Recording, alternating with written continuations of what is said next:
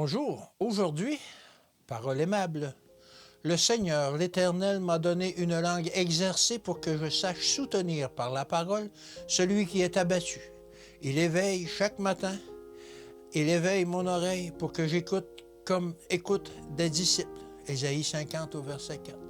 Si le Christ est en nous, comportons-nous comme des chrétiens aussi bien dans notre foyer qu'au dehors.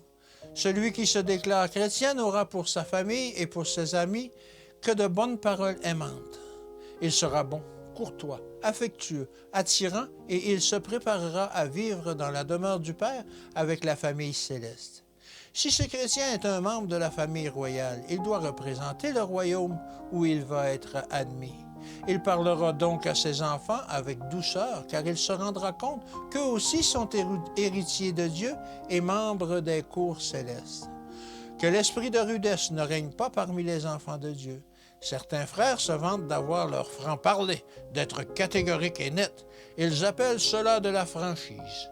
Mais ce terme est impropre. Il s'agit là d'un profond égoïsme. Le Christ est toujours calme et digne, et ceux qui travaillent avec lui se serviront de l'huile de sa grâce. Leurs paroles et leurs actions seront apaisantes. Efforçons-nous de faire preuve de miséricorde et de douceur, de tendresse, de pardon, de compassion, tandis que nous renonçons à toute vanité, à toute parole légère, à toute bouffonnerie, à toute plaisanterie. Nous ne devons pas devenir froids, antipathiques et insociables. L'Esprit du Seigneur doit reposer sur nous jusqu'au jour où nous serons comme des fleurs parfumées dans le jardin de Dieu.